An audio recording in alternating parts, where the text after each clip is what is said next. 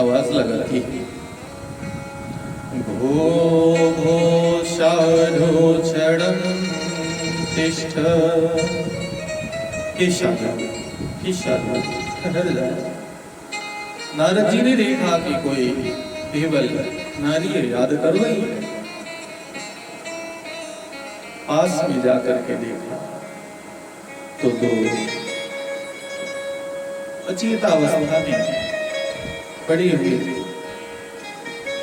ये कौन है? अब तो नारद जी विचार कर रहे। नारद जी ने भक्ति रीति भक्ति माता से पूछा कि हे देवी, ये दोनों कौन है? तो भक्ति माता ने कहा कि अयं तनय, तो ये मेरे दोनों कौन हैं? पुत्र है, ज्ञान और वैराग्य। सोचने वाली बात है कि भक्ति युवती है, ज्ञान और वैराग्य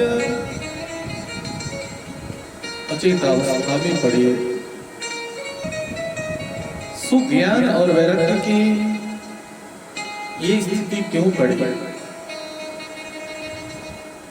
पृथ्वी पर यज्ञ आदि कर्म नहीं हो रहे, पूजा पाठ धर्म आदि नहीं चल रहे, प्रत्येक जगह राजनीति इतनी हो गई है और राजनीति के कारण आज के समय में भी धर्म का ह्रास होने जा रहा है। संत महात्मा विद्वत जन ज्ञानी जन हैं जो इस पृथ्वी पर यज्ञ आदि कर्म करके इस पृथ्वी को जागृत रखे हैं।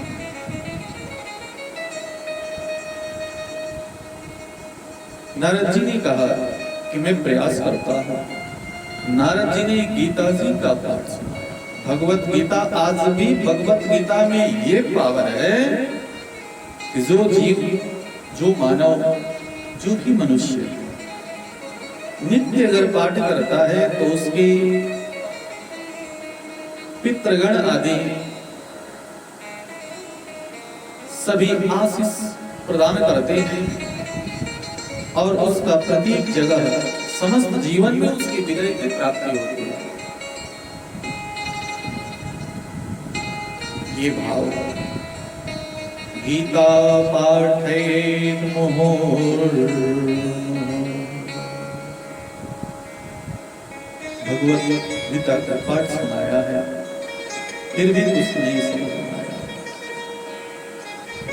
नारद जी की बात को सुन करके सनत कुमारों ने कहा कि हे प्रभु, आप भगवत गीता की पाठ समस्त पुराणों का साथ श्रीमद् भागवत की कथा अगर सुनाई जाए, सप्ताह वाचन अगर किया जाए तो ज्ञान वैराग्य के साथ भक्ति भी प्रसन्न हो जाए। भागवत की कथा ज्ञान, वैराग्य और भक्ति को भी बढ़ावा देने का कार्य करती है। वो भागवत की कथा है। जिसके घर में श्रीमद् भागवती यदि जिसके घर में भागवत की पुस्तक ही अगर रखी गई हो, उसके घर में स्वयं साक्षात भगवान श्री कृष्ण निवास करते हैं। इसमें किसी प्रकार से कोई संदेह नहीं करना चाहिए।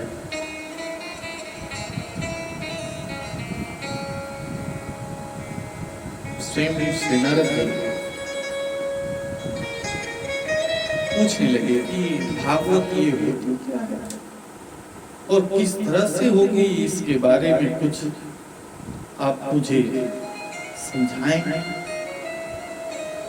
अब तो कहा महाराज समझाना क्या, सिर्फ ऐसी चर्चाएं हैं। मैंने सुना कि 2 श्लोक मात्र से, मात्र 2 श्लोक मात्र से क्या हुआ? तो सुखदेव जी सुन करके वन में बैठे हुए ये जो श्लोक कान में पड़े, सुबह चुपचाप वहां से तो जिसके 2 श्लोक मात्र से आप भक्ति भावना भगवान की प्राप्ति को कर सकते हो। ओम नमो भगवते वासुदेवाय कीर्तन करके तुम भगवान की प्राप्ति कर सकते हो। श्री गणेशाय नमः करके गणेश की प्राप्ति कर सकते हो। ओम लक्ष्मीभ्यो नमः लक्ष्मी की प्राप्ति कर सकते हो। तो क्या भागवत की 18,000 श्लोकों को श्रवण करके हम ज्ञान और भक्ति वैराग्य को नहीं बढ़ावा दे सकते?